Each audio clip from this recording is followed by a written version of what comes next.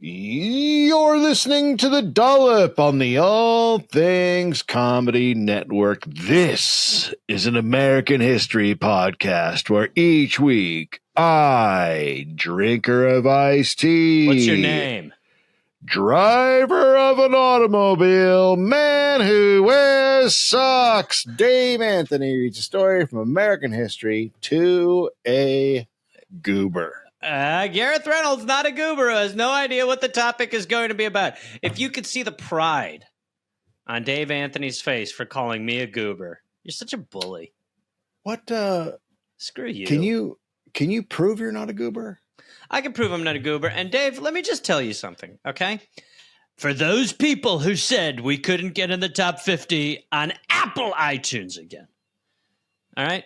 We have, if you want to follow the Dollop Plus, we have, put your shirt down, we have a Apple Plus, it's Dollop Plus. You can go there and you can subscribe. There is the second series of the UK Dollops and reverse Smollops, and we're in the top 50 on iTunes again. So to the naysayers, come at us. I dare you. And then if you're looking for a little rowdier action, we've got a Patreon.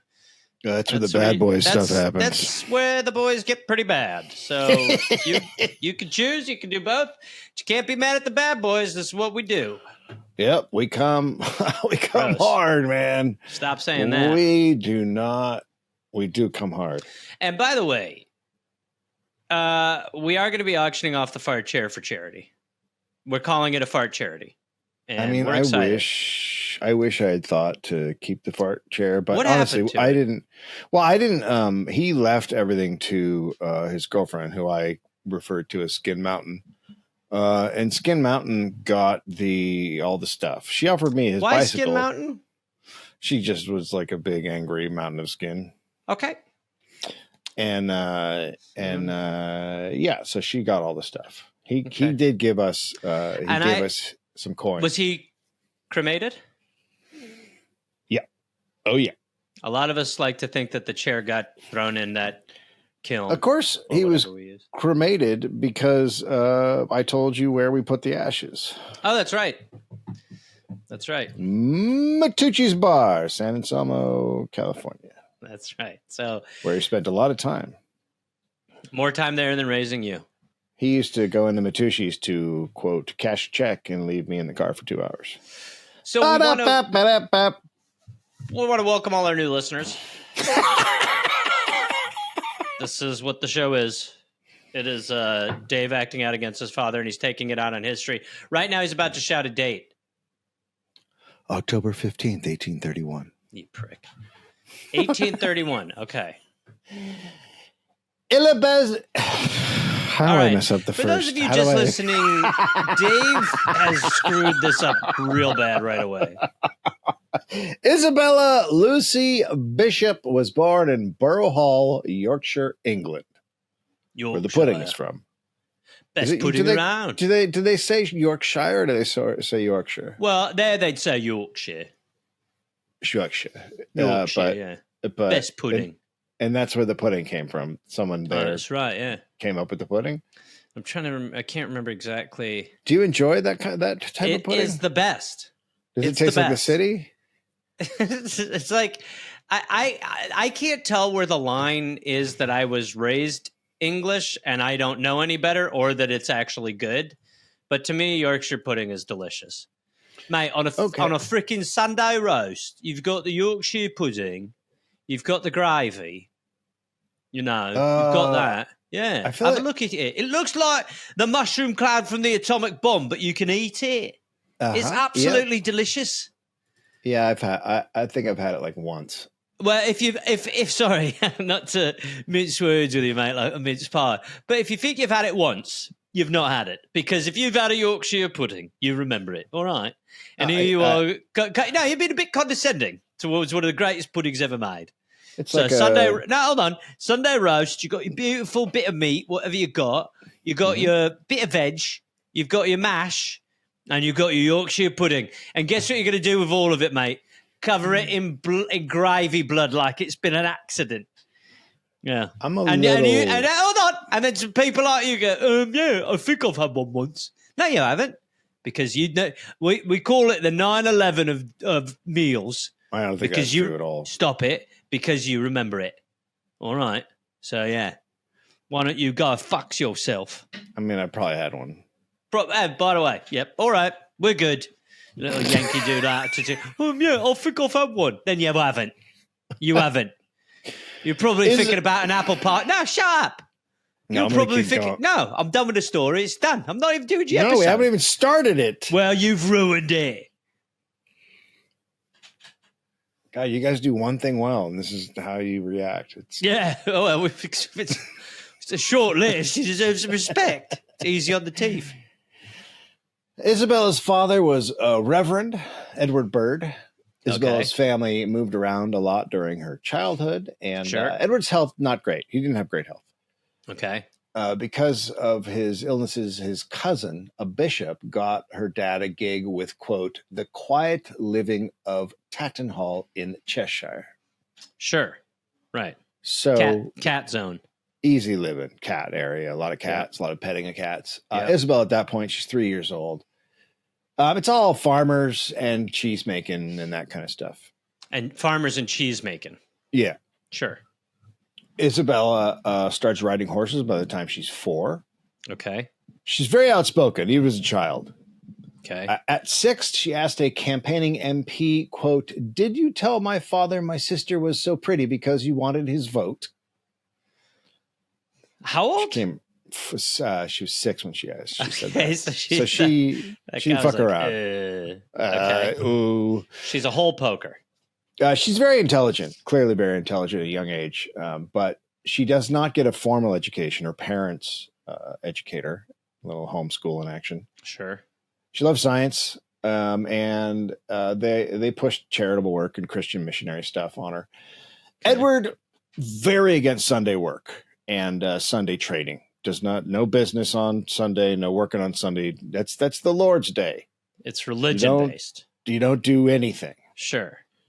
But you see that I posted this thing where it was like, studies say that a lot of sleep on the weekends can be really beneficial for you. Yes. Yeah.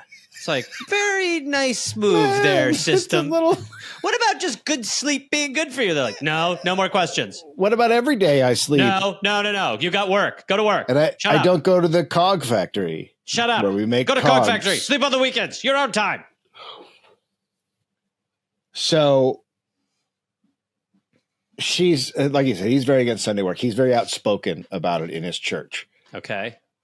It doesn't go well with the locals in Tatton Hall. Church attendance starts dropping because they don't want to hear that they shouldn't do stuff on Sundays. Is he saying don't do stuff or don't work? Well, don't do. Yeah, anything. I mean, it's the day of rest, so no work, right. no business. Can you imagine? I'd be like, yeah, I'm pretty good with this. Yeah, absolutely. Fine. So church attendance goes down, and then he resigns because there's so many people leaving the church. At that point, Isabella's 11, and people, though some people were very upset, the people who liked him were very upset that he had left, and they started a little group which would stick around for years called Bird's Saints. Nice. So there are some people into him. Yep. So groupies?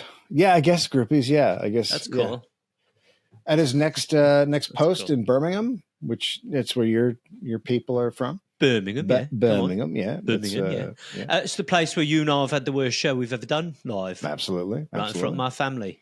Although, is it Birmingham or is it Bondi? I think Birmingham was our worst performance because there were so many people there. I think Birmingham was we and I mean this is strange because it's like I would say our shows live are 95% bangers. Yeah. But Bondi and Birmingham were our worst ones, and I would say Birmingham was the worst because it felt like we were bombing. Bondi, it felt like the crowd wasn't into it. Yeah. Birmingham felt like we were bombing. Yeah, and the best one was the Penguin one in Melbourne. Don't agree. So he keeps railing against Sunday trading in Birmingham, and over time he talks all of his parishioners, except for 2, into not working and closing their shops on Sunday, just shutting it all down. But those two hang in there, and they refuse to close their shops. So he brings the law down on them. I guess it was illegal. He brings the law down on them, and then the parish looks into Edward, and they realize he came from money, and without that, he would have to work on Sundays too to get by. And then they're pissed. And so the Sunday work was kind of like they needed the income. That was why they were doing it. Gotcha. Exactly. It's awesome that we're back. So pretty much everyone turns on Edward at that point. Quote, so hostile was the local reaction that a crowd waylaid Reverend Bird and pelted him with stones, mud, and insults. I mean, the people were like, wait, has anyone seen the stones? Has any more mud? Call him a fuck! Call him a fucker! You prick! You piece of shit! Screw you, asshole! Does anyone have any more mud? You cockhead! You ball bag! Loser! Oh, is that a stone? Damn it, no. It's a potato. You anus! What up? You're a hemorrhoid. If anyone has I'm running out of them. So if anyone has a stone or you don't even go to our church. I just love putting people down. So you know why we're doing this? No, I just saw you guys being awful to that guy, and I think that's great. Vagina. He's a vagina. He resigned in 1848 from that one. Okay. Now, Isabella has a chronic spinal disease, and that was easy to treat back then, right? Yeah. Just put a little salve. So we're just gonna piss on it. It would reoccur throughout her life. She also had nervous headaches and insomnia, for which a doctor recommended open air life. Yes. Yep. No more inside. That's it's occurred to me that you've been going inside far too much. It's time for you to. Have you ever thought about living in a tree? Well, that's basically, not living, but, being outside as much as possible. Pretty good. And she believed this. She thought, yeah, that sounds okay. I don't hate her health improved when she was traveling. Okay. Now she's a big reader, and at 16, she publishes her first pamphlet. I love that. And it's about, like any 16-year-old, it's about free trade versus protectionism. Totally. So just fun. Absolutely. I remember when I had my Trapper Keeper in high school. Yeah. Every sticker on there was about free trade, unions, and free trade. Yeah. After that, she started getting jobs writing for journals, mostly religious journals. Ones like Good Works and the Sunday Magazine. The Sunday Magazine, you can't.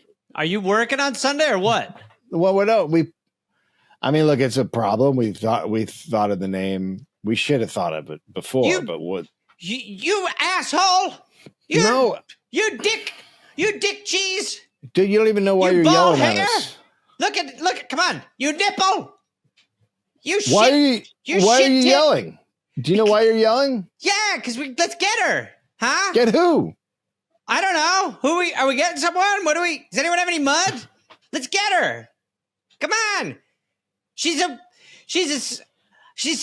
seaweed head. She's a seaweed head. All right, go away. She's she's got fishy tits. She's got fishy tits. No one's going to pay you for this. She's fish tits. This isn't a job. She's sandwich meat. She's sandwich meat. Let's get her. Come on. Are we getting her? Why did anyone you have a rock? Huh? Lower. Why did you go? She got sandwich meat. Why are you going lower in your voice? Huh? Let's get her. Come on. Get it. She's candle wax. She's sandwich meat. She's wax from a candle. Or she's sandwich meat. She got fish tits. Come on. Are we getting her? If we're going to get her, we should get her. Are we getting her? What are we doing? I'm super lost right now. She has fish tits. Does anyone? All right. Are we rolling? What is the plan here? I don't know what we're doing, honestly. Yeah, I'm lost too. I think that guy who said sandwich meat had a good idea. Okay, get out of here. All right, thank you. Now, she had a fibrous tumor removed from the base of her spine when she was 19. What year is this? We are in, so she's 19, so it's like 1850. That is shocking to me. I have no concept for the evolution of cancer. I don't either. But to have a tumor removed in 1850? They could probably see that it was like a, But so it had to be a big boy. Yeah. But even then, I could do it. You were the last. You are one of the last people I'd ask to do that. Get in there with my spoon. You'd probably save the tumor. Well, you don't throw it out. It's a living organism. That's what I'm saying. She always had lesions, fevers, headaches, rashes, nausea, rheumatism, muscle spasms, hair loss, and just general pain all over her body. She regularly had bloodlettings by incision and leeches. She had tumors removed. She took laudanum. She took potassium bromide and chlorodyne, which is opium and marijuana. Right. These all caused nausea and a loss of appetite and constipation. Potassium bromide led to episodes of, quote, psychosocial derangement, which you've had. Well, I honestly have. I feel like I've been on like mushrooms at an event and been like, One time I went to a party on shrooms and it was me and my buddy. And I was like, in my head, I was like, all right, yeah, if we just act chill, we can get to the kitchen, then we can get outside. And as soon as we walked in, my buddy goes, we're tripping. And I was like, oh, no. What? That wasn't the plan. That's never the plan. So she took it 3 times a day, potassium bromide. At one point, she said it made her, quote, more nervous than I have ever been, and I can't remember anything or read a book. These last few days, I have felt shaking all over and oppressed with undefined terror.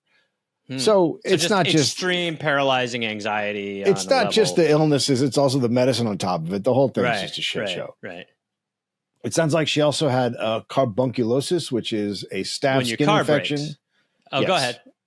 It's a staph skin infection that leads to, quote, large infectious knobs on the back and spine, along with fever, fatigue, inflammation, and malaise. Wow. I mean, none of it's good. She's real bad for 1850. Yeah, this is not bad. Way you want to go. No. So her doctor is like, you should take a sea voyage. That's what you do when someone's really sick. You go, you should leave here. I mean, he definitely tried medicine. I think he was just like, I'm sick of her. I mean, they definitely believed. Doctor, I am just really not doing well. I just have been, nothing seems to be working, and the anxiety's become so paralyzing. Okay. So I would just recommend get on a boat and just go to somewhere special to go to. Is a specialist? I would just keep boating, like go on. What would the destination be? I guess. Where am I going? Health, like feeling good. Is that a spot? What are you saying? Get on the boat, and then when you head to feel good, where are we going? Come back. Yeah, just around. I would do circles. Ocean circles. Whose boat should I get on? Any boat. Just grab one. Just get out there. Soon, tomorrow, probably. Well, but I don't feel good. Mm-hmm. Everything's that's why the boat. And so you get on a boat. A little lost as far as you're out there fishing and just fish? You're telling me to fish? Sure, get that. Or not? Yeah, I mean, it's all just as long as you're on a boat and not here, away. Not here being on the England. I would get off England. Leave England. Yeah. I'd boat it up. Good, just go full boat. You're the best. Anyway, I'm going to write you a prescription here. Okay, just one boat? Is that what this says? BOAT. And I show this to a mariner or what? Yeah, go down to the dock. Yeah, go down to the dock and show them the script for boat. Yep, they'll get it. I don't think boat has an E at the end. It does. Depends. Okay, all right. Well, I guess I'll just the next day. So I'm here to pick up a boat. I guess I'm supposed to get a boat trip. Well, there we go. That's me. Yeah, so she's gonna go on a boat. Okay. And they also thought that her condition might be from distress. Like she hated sitting around all day sewing, so she would become crippled by it. Like that's. I also feel like knowing what I know about the sea in 1850 and boats, I would imagine that that's not going to take down your stress level. Yeah, I mean, I wouldn't. I would think that you'd be like, Jesus Christ, I feel sick. Yeah, no, I would. Yeah, you're not meant for the sea. So her dad gives her £100 to, quote, leave and stay away as long as it lasted. My darling, go. The doctor told me to get on a boat. Couldn't agree more. Here's 100. Get the fuck out of here. You go. You understand? So she gets on a boat to America. Wow. So, America. Get out of here, you. Leave. Get her out of here. We're done with her. Let fish tits go back to the ocean where she came from. Jesus Christ. Yeah. Hey, get out of here. We got rid of her. High five, everybody. Nobody likes you. Hey, can we throw rocks at this guy? Wait, hold on. Yeah. No, wait. Say it again. No, she's got sandwich. She's made a sandwich meat. So, it was weird then. Like, women didn't really travel alone. Like, that wasn't a thing, right? Not shocking. It's Victorian times. Everyone's dependent on their husband, made to, or expected to be at home if you didn't have a husband. So single independent women stigmatized, right? Like, that's like, what's she doing? Yeah. And often women who traveled never got married because they're traveling, and probably because they're like, oh, freedom. And, that kind of thing. Yeah. So she hits America with all the racial prejudice of a normal upper class English human, right? Mm-hmm. She goes everywhere. Like she goes all over America. She wrote a bunch of letters home, and then she goes back to England, and those are turned into a book in 1856 titled "An English Woman in America." So again, when there weren't that many. Yep, that's factual. Like, yep, it's very accurate. Yeah, yep. A bunch of letters I wrote. She comes back to America 2 years later, and then spends a little time, and then goes back to England. And then when she's back in England this time, she stays for a long time. She lives with her sister, Henrietta, in Edinburgh. And she hangs out with smart elite types, like, fancy smarties. But as she starts to get close to... kind of the you and me of the time sort of stuff. Yeah, sure, me. The guys, kind of the intellectual type of... Yeah, like myself, you, me, and just kind of... Well, me, yeah. Yep.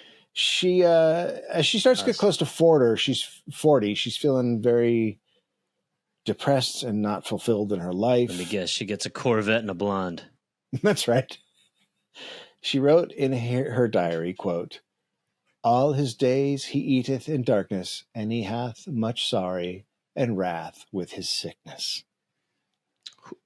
Who's she? Sad. She's just saying. She's just in general. It's a sad. Right. It's a sad phrase. I don't know. I find the humor in that. Mm-hmm. So her dad dies, and then her mom. Mom dies in 1866, and now she's inherited cash, and that's going to allow her to travel. Okay. So at 39, she heads for Australia. Uh-oh. Quote, petite, plump, dark-haired, with large, luminous gray eyes, Lady Isabella exuded a dignity and natural tranquility that commanded respect wherever she went. She's on opium. So she's she's a good-looking lady. Boy, she's chill. She's got dignity. She's super chill. I mean, she's on that 00. It's such a weird thing that's what it was. Yeah, because she's clearly always in pain and like. Man, is she chill?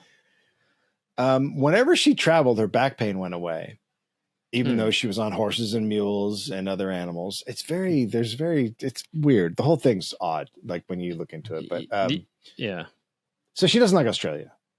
Okay. And she gets more sick there instead of better. Quote, neuralgia, pain in my bones, pricking like pins and needles in my limbs, excruciating nervousness, exhaustion, inflamed eyes, sore throat, swelling of the glands behind each ear. All right, yeah, we've got it. Yeah, we understand.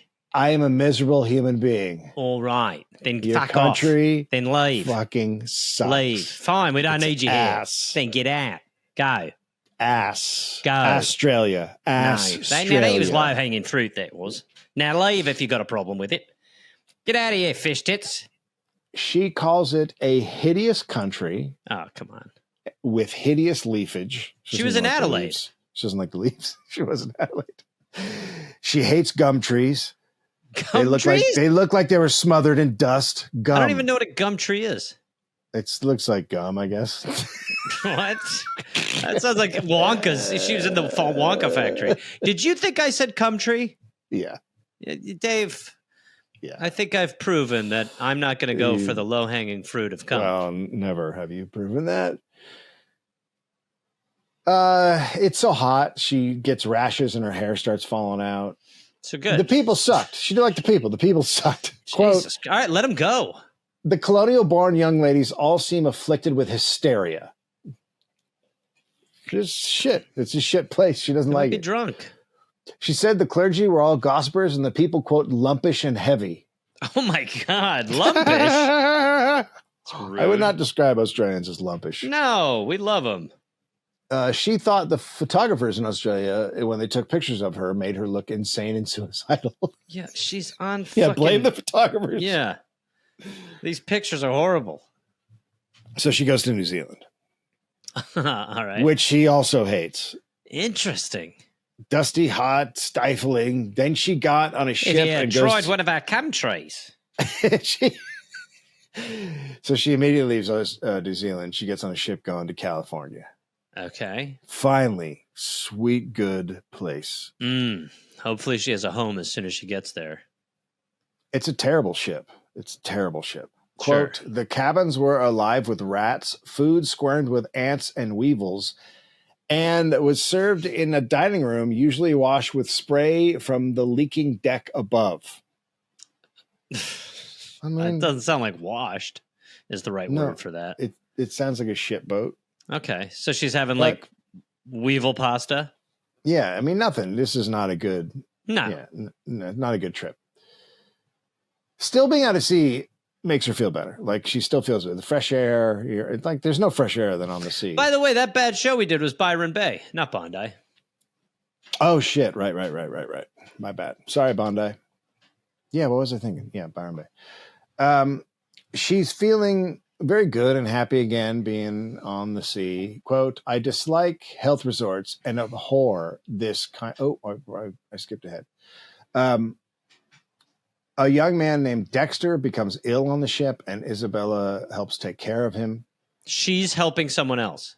Yeah, she helps someone else. I get that. Like if she's sick all the time, she probably understands someone else's. She has empathy for someone else. So if you can imagine empathy, we don't have it anymore. It's so gross. We got rid of it. Yeah, admit us. As we should have. Yeah, it's bullshit. It's dumb. When the ship reached the Sandwich Islands, Dexter's mother begs Isabella to get off with them, and as they don't know anybody there, and help out. And so she agrees. That's Hawaii. The Sandwich Islands are Hawaii. If you've never been to Hawaii. I'm pretty validated when I called her sandwich meats from earlier. Remember me? No. Yeah. I don't remember you. Well, she ended up at the Sandwich Islands, so that's pretty good for what I was saying. I think my voice was more like this. Does anybody know? It doesn't. I don't think anyone cares anymore. So there's only one hotel in Honolulu at this point. Wow. It's just stay in Airbnb. I'll stay there. I mean, yeah. She's not a fan of the lifestyle in Honolulu. Quote, I dislike health resorts and abhor this kind of life. So she takes a ship to the Big Island, which is Hawaii, and so in Hilo, which is the main city there, she loves the lifestyle there, and she wants to become Hawaiianized in every way. Now, there's a lot of Americans there, so that's probably why she loved it. Mm-hmm. This is the first place she rides a horse on the island. The first place she rode it straddling instead of side saddle. She'd always ridden side saddle before. And this is the first time she throws her. We maybe have talked about this before. Side saddle is just 2 legs on one side. Oh, right. For some reason, I picture something. Yes. You don't want to stimulate the stimulators. Is that why you do it? I believe so. I bet that's Seriously? why. I mean, yeah, I would think so. Yeah. So for guys, they're like, man, it's so hard. Well, I think for guys, I could be wrong about this, but it could be that they also think that the hymen would break. Mm. if you're on a back then, but I would either imagine. way, I'm sure there was a doctor who was like, "You'll end up making a centaur." yeah, but I'm sure it was like, womb related, like don't break your womb or whatever, like something really stupid. The womb is like a bag of water. So, but on this island, everyone, men and women, they all ride straddling the horse. And so she does that after she rides a whole day side saddle, and she ends up with a ton of back pain. So someone's like, why don't you just ride like everybody else? And she never went back. After that day, she always rode the normal way. Right. Quote, it was only my strong desire to see the volcano which made me consent to a mode of riding against which I have so strong a prejudice. So she wanted to see a volcano. So she rode that way. So there are two types of white people on the island. There's the missionary One group type. is going to be pricks. There's missionary type, right? And then there's what everybody called reprobates. Okay, so there's two bad groups. Yes. They had gone Hawaiian, as it was called. That's what they said of the reprobates. They'd gone Hawaiian. Oh, so they're working class. They're mostly working class men who had gone to the island and then shacked up with a Hawaiian woman, and so they're like, "Well, look at this one." Disgusting. Reprobates believed the missionaries were responsible for devastating the native population by pushing Western lifestyles, while the Christians thought the reprobates had devastated the population with VD and drinking. Well, it's safe to say both groups are giving a great amount, which is awesome. Yeah. So as much as Isabella is a white Christian who looks down on the working class types, right? She's elite. She seemed to be into it there. She spent a lot of time with a Mr. Wilson, who was a backwoodsman and a hunter and a jack of all trades type guy. And he eventually is like, marry me. I like the way you do the horse thing. It's great. She said, but she's like, I can't stay here. I got to go back to England. And by the way, she really said nobody who was ever in Hawaii. If you've ever been in Hawaii, your first thought is, oh, I should stay here. When you start talking to, I actually was going to text the person I know who runs a comedy club out there today, because I was like, I got to get back out there. And when you go there, people are like, yeah, this is my roommate, this is my other roommate, this is my other roommate. And you're like, you have 4 roommates? And they're like, yep. And you're like, that's crazy. They're like, it's worth it. And you're like, it actually is worth it. It actually is worth it. Yeah, I spent some time there. I really enjoyed it. You sure did. You were one of the reprobates. I was. So she really feels she's not intellectually stimulated, so she needs to leave. Sure. So she takes a ship to San Francisco and hops on a train going east to England. And she heard Colorado is a great place to be. Oh, for sure. Quote, where people say the elixir of life can be drunk. And that threw me for a loop for a second. Yeah. Okay, so they're saying that's, sure. It's a spot. Absolutely. She ends up in Fort Collins, Colorado. And Colorado's great spot. Just there. It's great. It's a territory at that point. It's not a state yet. And the laws are being written. It's basically kind of a crazy place at the time. And she called Fort Collins, quote, altogether revolting with coarse speech, coarse food, and coarse everything. Don't agree. I don't agree. Go to the Comedy Fort. It's a great spot. Maybe she hasn't gone to the Comedy Fort. Yeah, she hasn't gone to the Comedy Fort. That's the problem. And then Isabella goes to the Comedy Fort. Oh, yeah. Dude, I was just saying that. This is one of those moments. Who was on? The comic. Chris D'Elia. Complicated feelings. Complicated feelings. Complicated feelings. Well, thankfully, she's a grown woman, so it's not that much of a problem. Oh, boy. Oh, boy. So Isabella wants to go to this place that she heard about called Estes Park, which is this remote valley. Okay. And she ends up staying with this family from Illinois who were squatting. Okay. And she said they were like clenched fists, always ready for an argument, and also shiftless and incompetent. So she liked these guys. Good thing she left Hawaii. Sounds way more chill on the mainland. they're the Chalmers. Miss Chalmer was, quote, lean, clean, and toothless. Wow. No wonder she was so lean. Yeah, that would actually. Yeah. That really sounds like a intro to like a wrestler or like a UFC fighter. I mean, I could see that diet coming back. Yeah, Take out your for teeth. sure, absolutely. Her husband was a pig-headed, glum, reformed Presbyterian who loathed England with a bitter personal hatred. But these are big, big personalities right out the gate. Yeah. If anyone said anything nice about the Queen, he took it as a personal insult. He's a real Dave.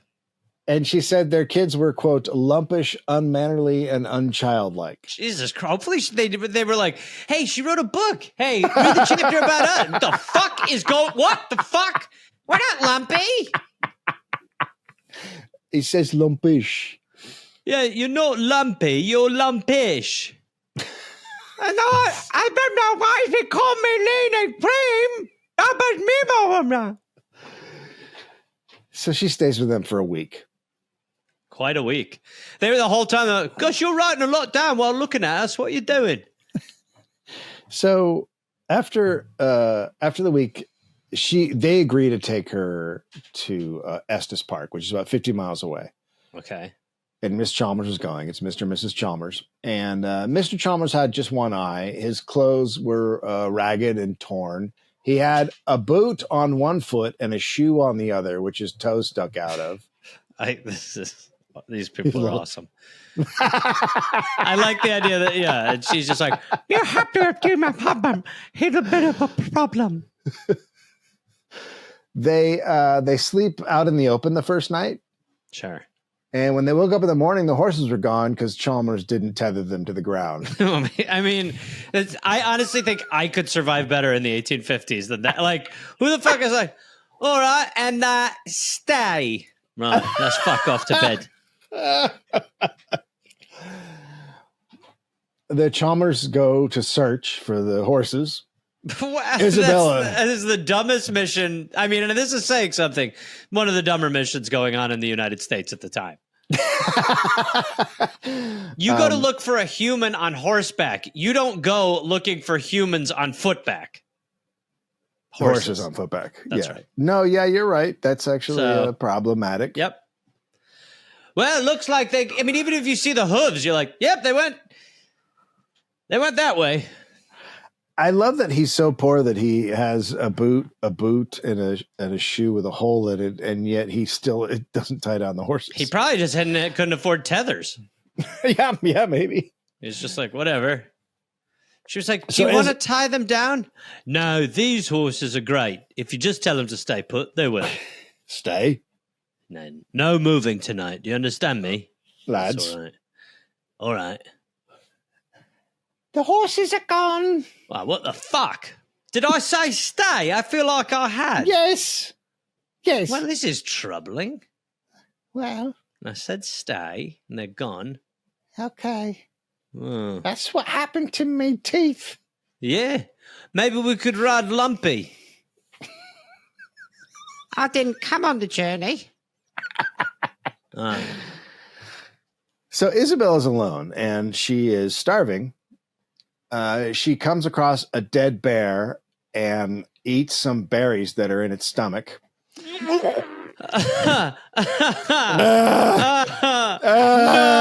by the way, here's something you got to know about me. If it comes to that, I will be dying. Yes, absolutely. You will not.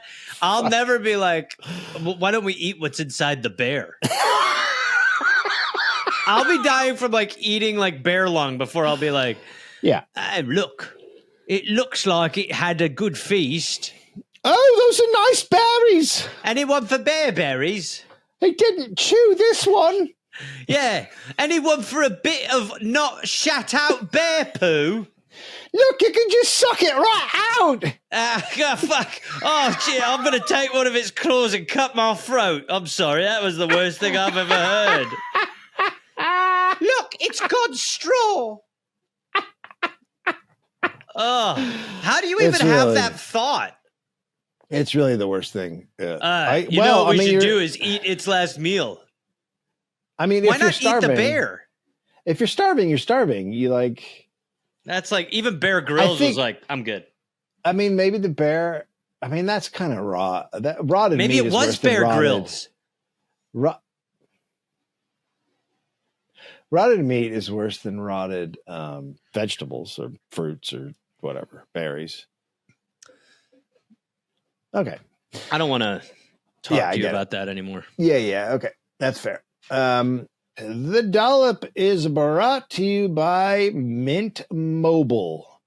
Look, with the big wireless guys, the big providers, what you see is never what you get.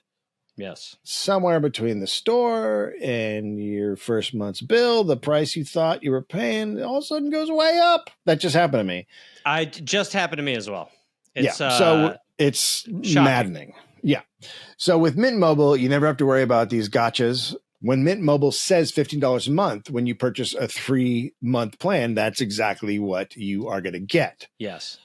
Mint Mobile, I just started using it. It's great. It's totally simple. It's easy. It works, which is helpful. I think it's shocking that it's that amount.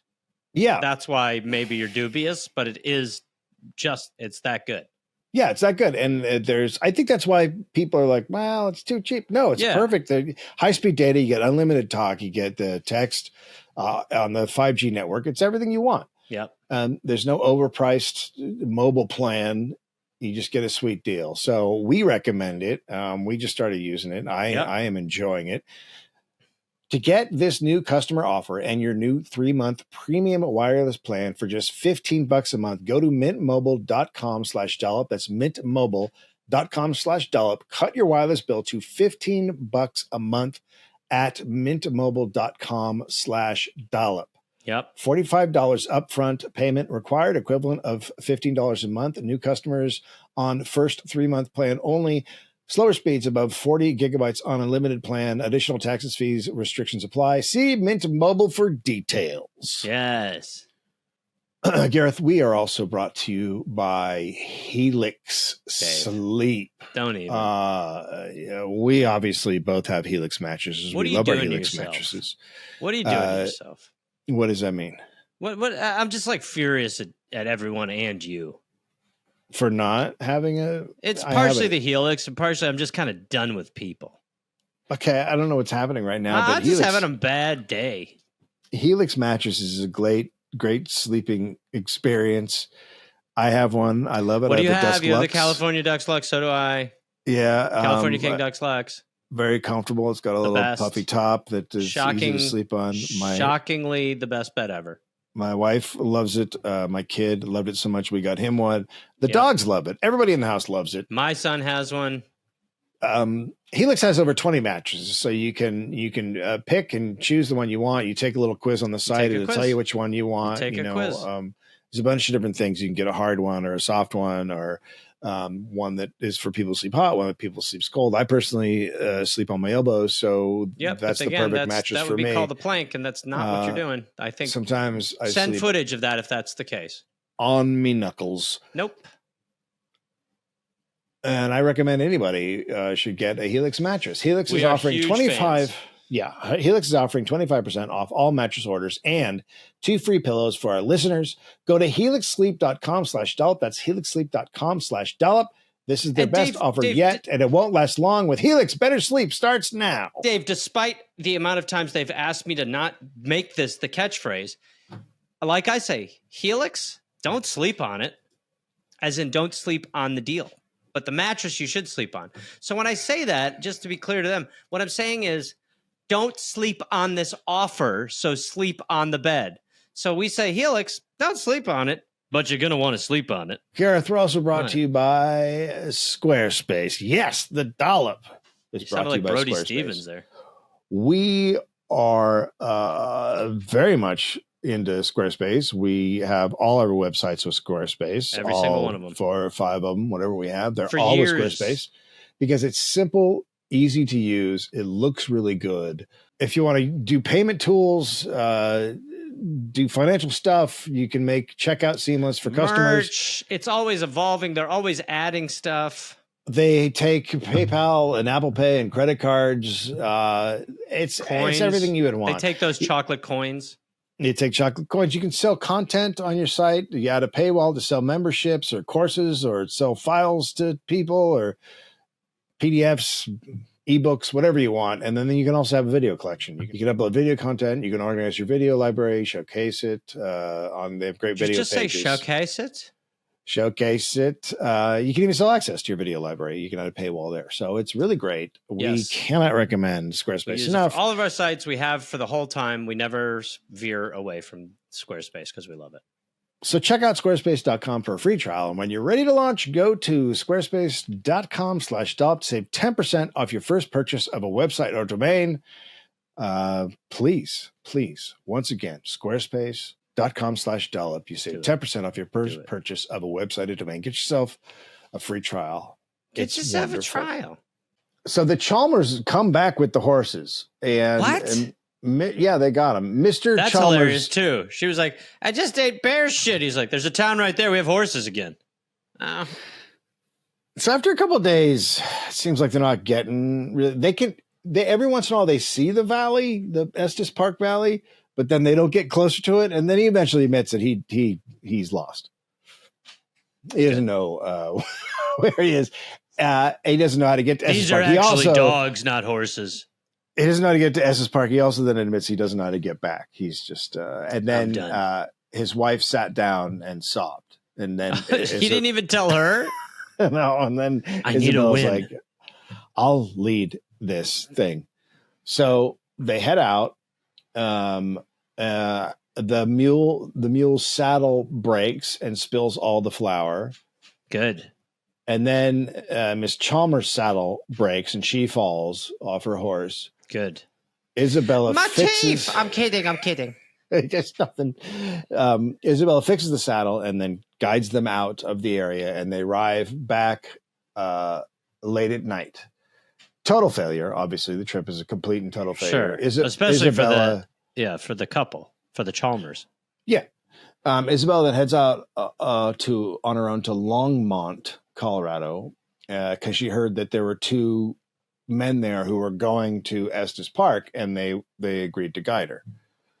So the men are very excited because they're like, oh, this lady is coming. They think she's going to be hot and young, but then they see that she's middle-aged. What a couple of fucking weirdos. Yeah. Like sure. that's like the weirdest. Yeah, well, they're dudes. Dude, when she shows up, I bet she's just going to have the biggest boobs.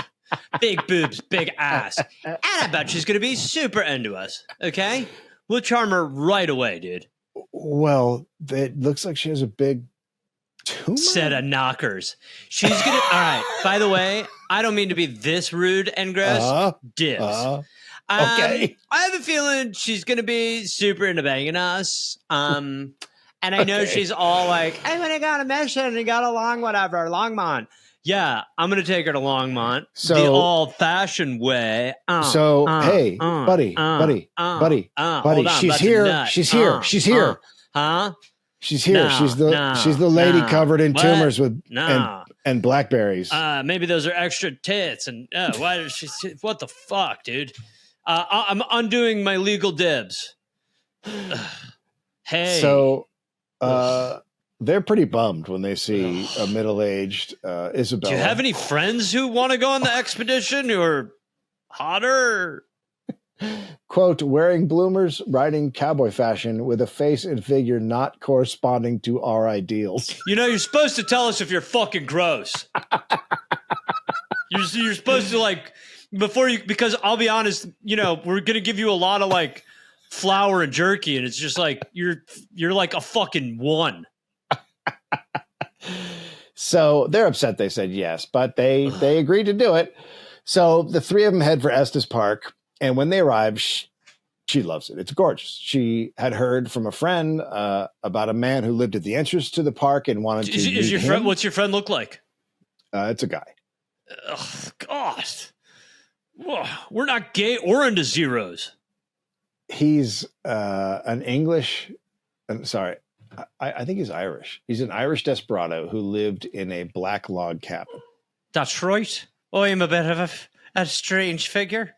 Like Van Helsing, but with a bit of an Irish flair. He was known to go on drinking sprees and create chaos in Denver's saloons. That's right. Of course I am.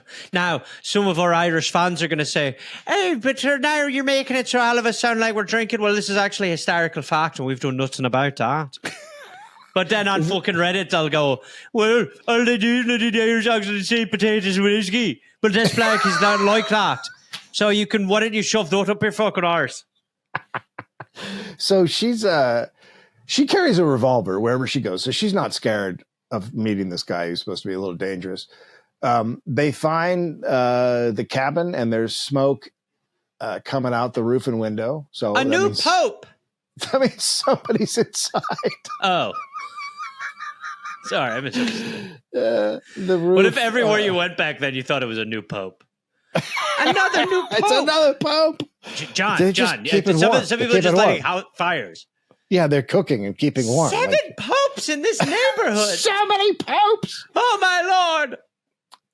The roof is mud and covered with drying lynx, beaver, and other furs. Part of a deer carcass hung inside. Parts of animals laid about. This is awesome. So what's your roof?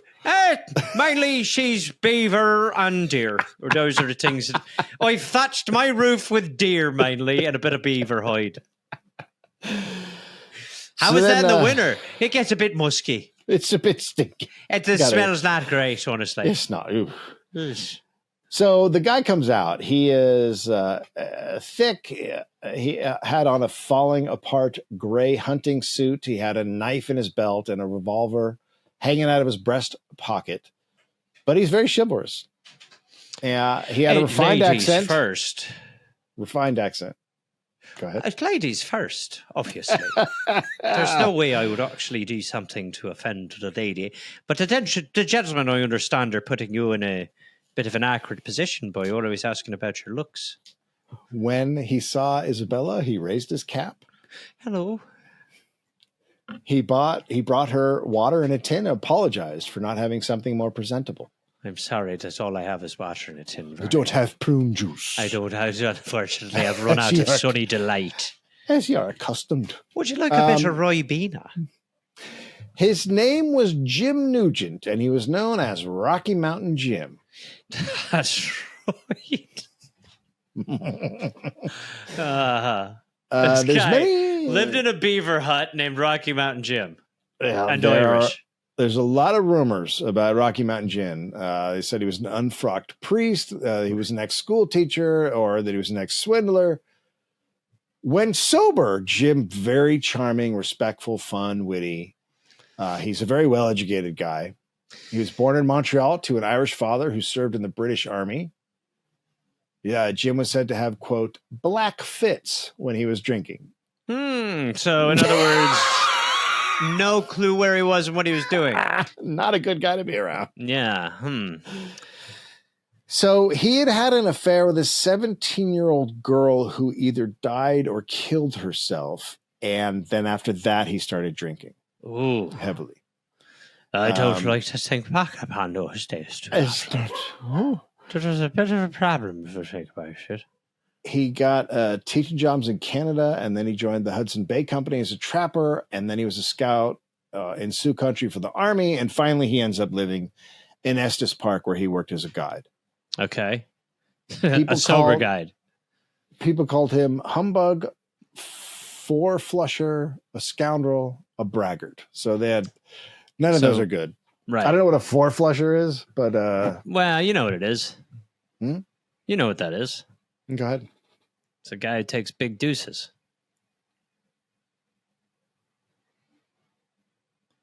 I would not go in there for a little while. Let the water tank refill before I give it my third and almost final flash. He's 45. You see, my diet of eating not much aside from whiskey and rocks has not done well for my colon or my stomach. Half of his face is very attractive. Like super excuse me, good looking. What a face half full description. Model like half the face. So what? He's got a half. The other half, not as much. How did this happen? Hey, there's no eye. You can't see an eye. I'm gonna get Batman. There's no eye. No, it's that side of his face is just repulsively mangled. Okay. Jim has a dog, Ring, and Ring had scared a bear and her cubs. And then Ring ran to Jim for protection. So the bear ran at Jim. And no, Jim Ring, no. Jim shot the bear 4 times, but she still jumped on him, biting him through his left arm at the elbow. She bit off a thumb. She slashed his face and left him for dead. Oh, now I kind of like the look. Jim somehow rode his mule. You're not going to believe this, Isabel, but a while ago, I was actually attacked on half my face. Oh, I can believe that. I By see a bear. the face. No, I'm about to walk you through the zone at which the bear. When I saw you, I immediately thought, "My God, a bear!" If you look closely, right here on the right side of my face, half that you'll guy's notice face. a claw mark. It looks open. It looks open. You see that some parts of it are a bit exposed. Yeah, it looks again, like if you come a clawed little by bit a bear. closer, if I stand in the sunlight here, you might be able to say. I see it. Well, it looks like. And that half also of your look face at that eye right there. It was clawed. by a Spoiler bear. alert: that eye doesn't even work. Okay. A bear attacked me at some point. Can you turn sideways I'd be when you talk unable to to me? see you if I could. If I did No, that. use the good eye. This eye over here. No. This eye. Yeah. Now good you'll one. see this eye right here, not great, but this one works. It's almost like if you divide my face in half, you'll find that a bear is at a go at it. Can you turn around and talk to me? I'm having a bit of trouble seeing it right now, to be honest. But don't tell anyone my secret. So Jim had, after getting mauled, he climbed onto his mule and ridden the mule for 8 miles. And then a doctor just happened to be passing through, and he stitched him up 50 stitches. It's great. On wounds all over his face. His right eye was not gone, but the skin was torn and a carbuncle formed over it. Now, let's talk about carbuncles. It's time for a Google. Okay, Am I hearing- carbuncle. Oh, yikes. It's a big sore? scabby. Oh, my God. It's a big scabby. A carbuncle is a skin infection that appears as a cluster of boils that are connected and dome-shaped. There are... Oh, fuck me, man. I mean, we are talking Don't about look a it real up. range. I have looked it up. I would say, I'm not telling other people listening, don't look it up. I would say don't look it up. Here's You what don't I'd need say. to. If you're going to look it up, don't scroll more than one real big scroll. Because then you start getting into... It's almost better to lose the... Oh, my sweet bastard. Mother of God. Yeah. So it's not great. Nope. Okay. Okay. So he has a carbuncle. What's on my eye, Isabel, if you look closely, is called a carbuncle. It looks like a big pimple that a bear did to me. When they left, he told Isabella, quote, "You're not an American. I know from your voice." What a sweet that you're- talker. Yeah. She I was know. I told you repeatedly that I was not. I've picked up you. Well, I've told you a little bit of a secret about my face. I should tell you I've picked up on a secret. We don't think you're from here. He said, "You're a country woman of mine. I hope you allow me the pleasure of calling on you."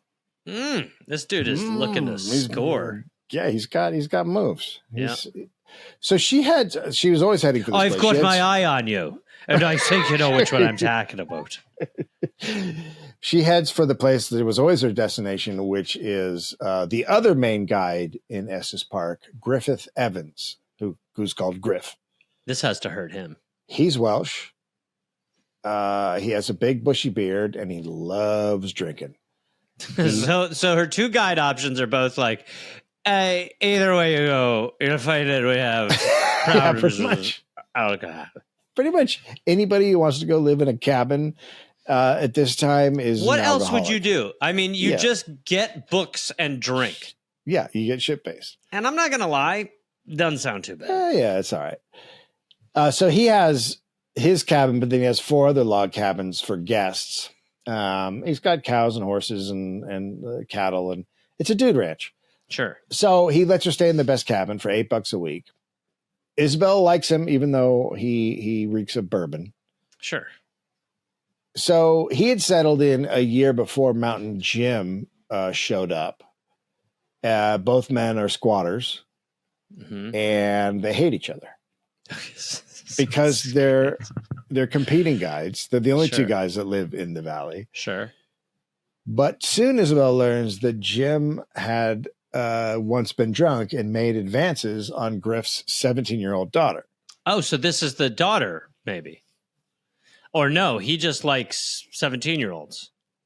I don't know, 17 back then. That's fair. That's like, shit. yeah. No. But Griff was mad that Jim hit on his daughter. Right. Quote, Jim, I'll shoot you has more than once been heard in Griff's cabin.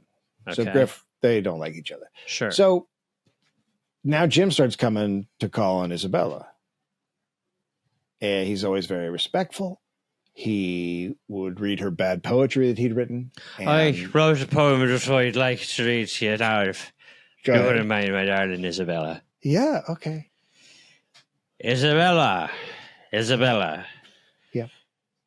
She got a bunch of skin on her face. What?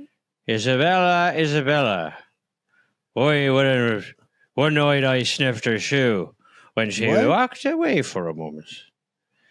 Isabella. What if I were to have drank whiskey from that shoe while you were on your walk after I'd sniffed it? This doesn't seem like Isabella. poetry. One time I ate a handful of leaves. Okay, I have to go. Isabella. I one time also ate my puke. Hold on, let me please. This girl, you know please. what? You can call again. Isabella. A bear attacked part of my face. Isabella. I drank whiskey out of that shoe, and I'm not even fucking kidding around. By Rocky Mountain Jim. So she likes it. I have one more. May I say it, please? Okay. Roses are red, violets are blue. My dick doesn't work. So, okay, moving on. Okay. He told her all about his life, and he talked to her about the park and the high peaks that were there that she climbed, and she wants to climb a peak with Jim. And the problem is she sees herself as an invalid, so it seems like a crazy idea. Mm-hmm. She's 42. Jim tells her about the first woman who scaled the peak was only 31.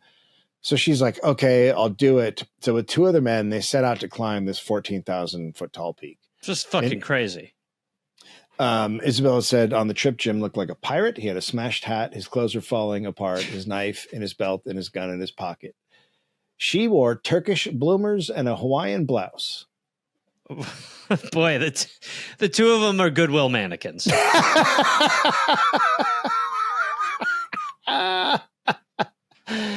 The first night, she does not sleep at all. But the next morning, she looked at what is ahead of her, and she's like, I can't. This is going to be too hard. I can't. And Jim's not having it. He is obsessed with getting her to the top. So he ropes Isabella to him. By the way, drags. I think in his head, he's like, if I get her to the top of the mountain, I get to mount her. Yeah, 100%. Absolutely. He's just completely. Yeah. So he's like, I'm going to drag her. I'll drag you by rope. She's like, that doesn't sound good. Listen, when we get up the top there, I'm going to fuck you. So he ropes her to him and drags her, quote, like a bale of goods. Okay. 2 hours of painful climbing, slipping, grasping, and panting, then up the final face. So they make it. And they go back to camp and camp for the night. And Jim whips out a guitar and sang her ballads at the campfire. I gotta say, some of these are originals that I like to sing. Are you ready for them? Here's this first one. Okay. Isabella, Isabella. This is like Just the one poem. time when you walked away with your shoe away. Isabella, Isabella. I drank a bunch of whiskey out of your shoe. I'm not going to have sex with you. Isabella, oh, Isabella. No. I got to tell you about the time I ate leaves. No, this is the same as the Isabella. poem. Isabella, one time a bear attacked the right side of my face. Okay. Just look at Okay. the eye, I've got a carbuncle. Oh, Isabella, stop it. carbuncle. Isabella, you might be an aunt, I'll be an uncle. But Isabella, I ate my throw up, and it was mainly made from leaves and the whiskey from your shoe. So, Do you have a moleskin? no. I guess I could just pull out. They talked and they learned they both believed in spiritualism, and they promised to appear to each other after death. Okay. He told her all about the tragedy of his 17-year-old love who had died. He cried as he did so. And she said that night they fell in love. Oh, that is sweet. Mm-hmm. So over the next couple of months, they were together, and she would, think about marrying him, like legitimately marrying this backwoodsman guy. She kept postponing going back to Colorado Springs. Quote, Mr. Nugent is what I call splendid company. Ruffian as he looks, the first word he speaks, to a woman at least, places him on a level with an educated gentleman. Yet on the whole, he is a most painful spectacle. Wow. Okay. So great mind, but maybe a bit of, you got attacked by a bear. Yeah. And I don't like the idea that he seems to only have one set of clothes that always look like they're about to just chip off. It's not great. Yeah. I mean instead of putting some of the furs on the roof, why don't you wear one? Yeah, you know what I mean? You can fucking drape yourself in beaver, but instead he's just like, I have one outfit. If you touch it, it shatters like ice. Oh, look, me dog came out again. Oh, crikey. That looks like my shirt chipped off when I bumped that tree. But as she gets to know him, she says his life, she writes her sister a lot. She said his life was a ruined and wasted one, and what good could it come from a future a man who's chosen a life of evil? Sure. He had envy and vindictiveness raging through him. Quote, he gets money, goes to Denver, and spends large sums in the maddest dissipation, making himself a terror. He says, I can't change. He's like, this is it. This is the product. It's pretty great. I mean, I think most people could change. I kind of am on his side. Yeah, a little bit. It's kind of like, I don't expect this guy to become different. He said, quote, now you see a man who has made a devil of himself. Lost, lost, lost. That's a song. Now you see a man who's made a devil of himself. Lost, lost, lost. Now you see a man who's made a devil of himself. Not found, found. On October 20th, she decides to head out, and she's escorted out by one of the guys who brought her back to the St. Vrain Hotel in Longmont. So she's kind of like, she's really in a gym, but she's also like, this guy's just a fucking mess, you know? Yeah. So she leaves. When she gets to the hotel, an annoying colonel keeps asking her to marry him in the lobby. He's a Confederate and said he was a sculptor. Quote, a dreadful man. He asked her to marry him over 10 times in the lobby and talked of, quote, making love. Oh, my God. She's just gone up to the front. She's like, do you have any idea when my room will be ready? The housekeeping's just cleaning it. It's just this guy. Ma'am, I would like to propose one more time to you and suggest that maybe we do have marriage. The next morning, she made sure to get out of the hotel before he woke up, and she headed to Colorado Springs, where she had planned to spend weeks. By the way, dudes are gonna dude, okay? Yeah, Just dudes. get out of the way, everyone. Yeah. Yeah. Sorry. Hello, welcome to the hotel. I would like to make loves to you and get married. I'm just trying to actually get up to my room. So Yeah, this is us. It's happening. It's lobby right. love. We can make love here. We can make love out I'm back. not making love anywhere. I don't have a room here, but Well, that's crazy. Why are you in the lobby? Just hanging out? Because this is where love happens. All right. You know what? I'm good. I'm just going to go upstairs. You know what? I don't know what. We should No. make love. I've said no. I'm not going to do that. So There's a mud patch. what? Outside? Mud. There's also mud, a ton of rooms here. Why wouldn't you go that way? Muddy. Well, it's not. I don't have a room here. Yeah, well, I'm clearly waiting for one. Why wouldn't you just charm me and try to take me to that one? By the way, it's not going to happen. But I'm just telling you for future, it's probably better to approach a woman with something more like that than let's go to a mud patch. You want me to come to your room? All no, right. I was very explicit in saying that that's not something I was into. First, we need to get married, or else it's a sin. It's just a crazy order. And I'm like religious, but that's insane. Face down in the mud. Oh my God. Why that position in the mud? Ass That's up. crazy. No. Okay. That is terrible. I'm a Confederate. That's disgusting. Everything, every pitch of yours makes things worse. That's how we How long did until it. the room is ready? That's Huh? why they call it the Dirty South. Oh my God. Ugh. Just Anywho, where are you from? shut up. Why would you go this order? It's crazy. So she heads to Colorado Springs. Now she plans on spending weeks in Colorado Springs. That was the whole idea. It's supposed to be very nice. Mm-hmm. She's probably never been there, obviously. She gets there and she's like, this is ugly. This is a hideous place. Mm-hmm. And Estes Park was beautiful and she misses it. She's wondering about Jim. Ooh. And then she stays in a boarding house that is a consumptive boarding house. Consumptive? Like, so I think for people with TB or people who are like having, consumption. Oh God Almighty! the guy in the next, It's like when you're like, boy, this was really cheap, and then you get there and everyone's coughing. You're like, they didn't mention that everyone here has TB. she said she could see the guy's feet sticking out of the bed in the next room, and she was like, "Oh, please get up, please get up," and then he never got up and just died. Oh Jesus Christ! So she's like, "I'm going back to Estes Park. I'm not staying there for weeks. It's about 500 miles away." It's fall. She heads out. She's wearing her Hawaiian clothes. Her health is very bad. No money because the panic of 1973 had hit and banks would not cash checks. 1873. Okay. Sorry, 1873. She has no guide, but she makes it. She makes it back. She and Jim, however, now both know they're not going to get married and stay together. So it's different now, right? The first time was the hot romance. Now this is like the sad version. Yeah, they're trying to do it again. It's not there. Quote, his mood was as dark as the overhead sky and he was drinking. He's quiet. Sure. He would gallop away on his horse and then come back, gallop away, not say anything.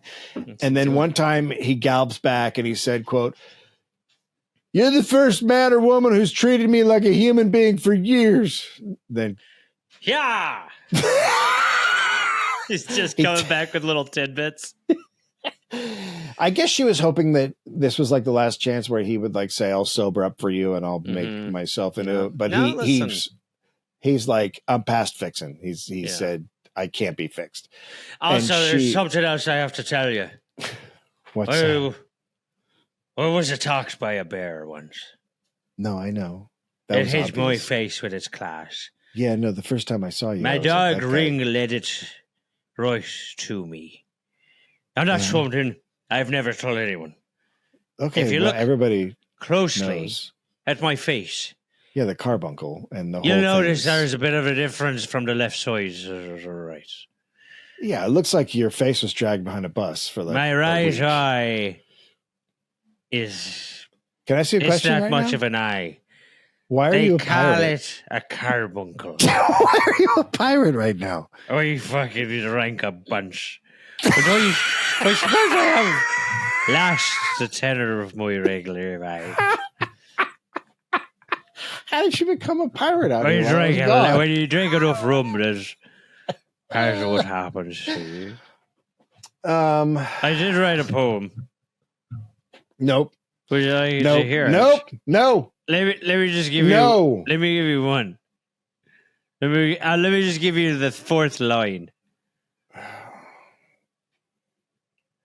Stick down my throat because I ate my own barf. Okay, bye. I gotta go.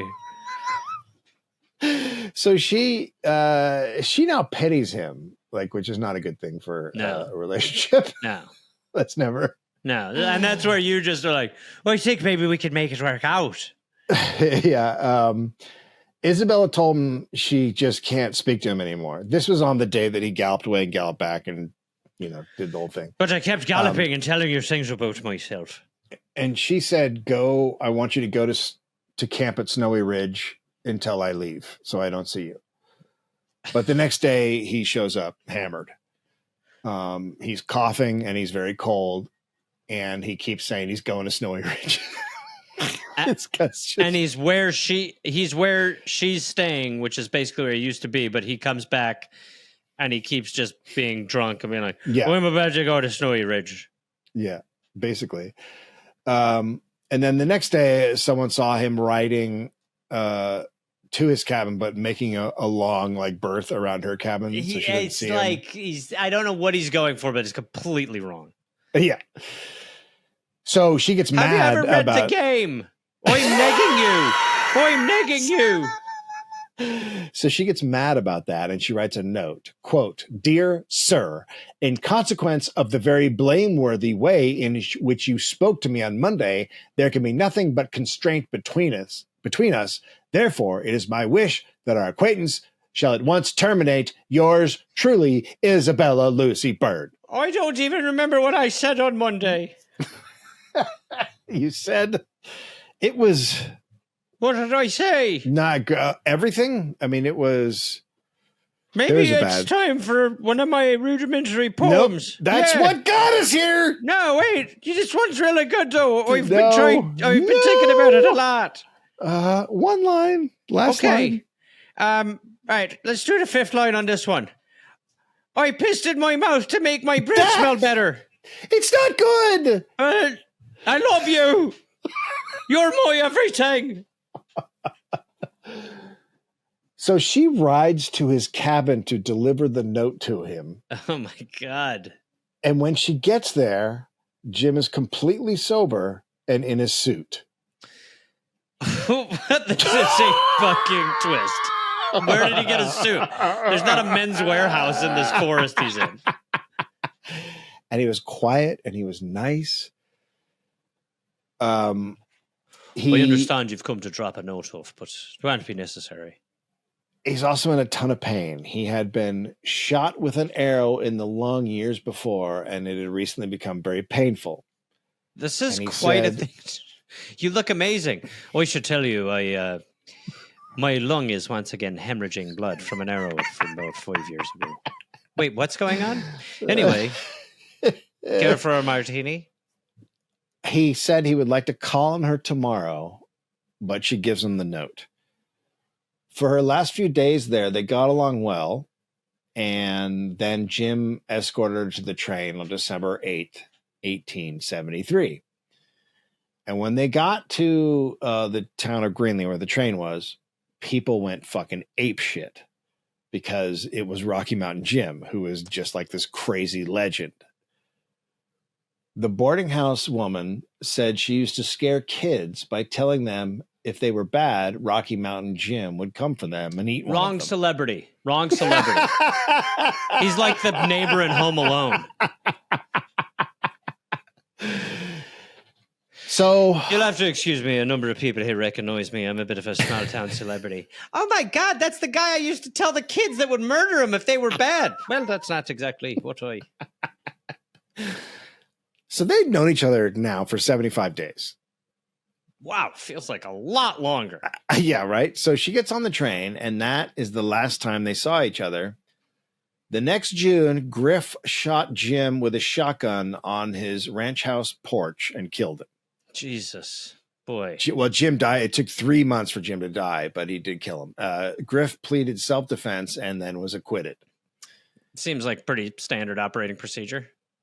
Now, when Jim died, Isabella was in a hotel room in Switzerland.